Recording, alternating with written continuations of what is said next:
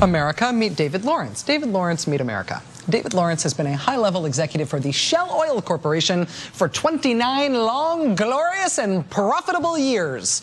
He is the Executive Vice President of Exploration and Commercial for Shell's Upstream Americas division, which is a fancy way of saying that he drills the Americas for Shell.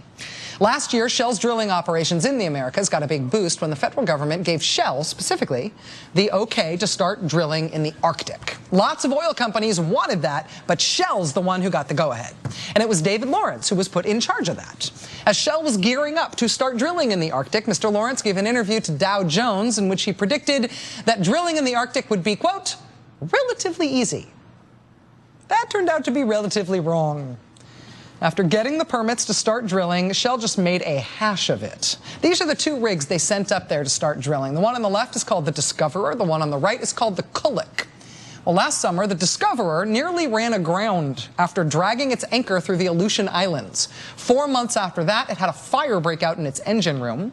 Then the U.S. Coast Guard boarded it and found more than a dozen violations involving the rig's safety and pollution equipment. For example, the main engine piston's cooling water was contaminated with sludge and oil. The crew was dealing with it by skimming off the oil with a ladle and a bucket. That's nice. Nice. Safety violations led the Coast Guard to essentially detain that rig in port, and then they referred it to the Justice Department to see if Shell was actually guilty of criminal violations there, too. So that was the Discoverer.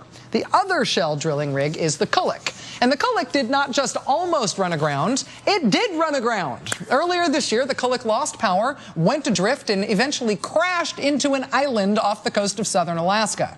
Stranded there for days before they were finally able to drag it away. Well, there's new news to report tonight on the Kullik. The news is that it, too, is now facing a federal criminal investigation. Coast Guard officials saying today that they've completed their investigation into the Kullik. They've now asked the Justice Department to review potential violations that they turned up. So both of Shell's two Arctic drilling rigs, the only two they sent up there, now find themselves under the eye of the United States Justice Department. But remember, drilling in the Alaskan Arctic is relatively easy. This is probably a good time to tell you that earlier this week, Mr. Don't Worry, We've Got This, Arctic drilling is going to be easy peasy, announced that he is stepping down from Shell after 29 years with the company.